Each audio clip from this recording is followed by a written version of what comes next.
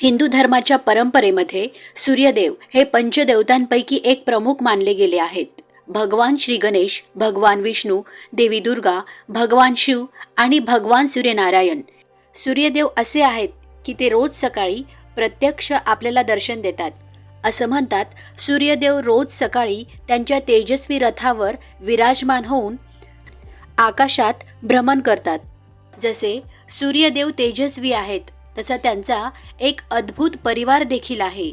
Number 1, सूर्यदेवतांचे ज्येष्ठ पुत्र, धर्म आणि मृत्यूचे अधिपती धर्मराज यमदेवता. नंबर 2, पृथ्वीवरील पवित्र नदी यमुना नदी. नंबर 3, समस्त मानवजातीचे पिता वैवस्वत मनु. नंबर 4, शनिदेव, न्यायाचे देवता, कर्मानुसार फळ देणारे देवता.